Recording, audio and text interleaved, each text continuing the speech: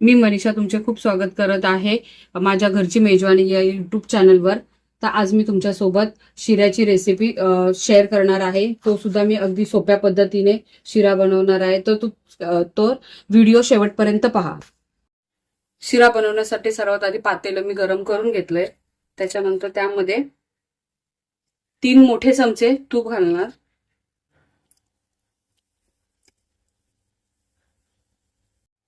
तूप व्यवस्थित गरम झाल्यानंतर त्याच्यामध्ये मी 1 वाटी एवढा रवा,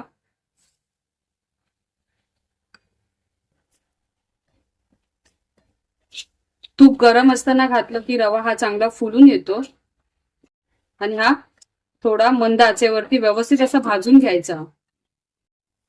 रवा भाजत असताना नेहमी गॅसची आच ही मंदच ठेवायची। तो सतत असा परतत राहायचा, नाही तो करपेल आणि एकसारखा भाजला जाणार नाही।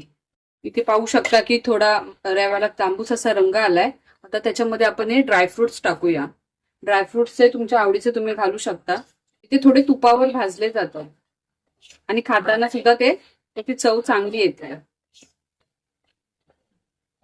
आणि याच्यामध्ये मी 1 वाटी रवा घेतलाय, तर अर्धा वाटी जवळजवळ 3 मोठे चमचे तूप घातले, म्हणजे माझं अर्धा वाटी एवढं तूप घातलंय याच्यामध्ये।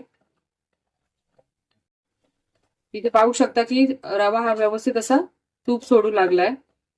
आता रवा हा व्यवस्थित भाजून झालाय। आता आपण त्याच्यामध्ये 3 पट एवढं पाणी गरम करून पाणी हे व्यवस्थित गरम करायचं आणि नंतर त्याच्यामध्ये थोडं थोडं करून ओतायचं।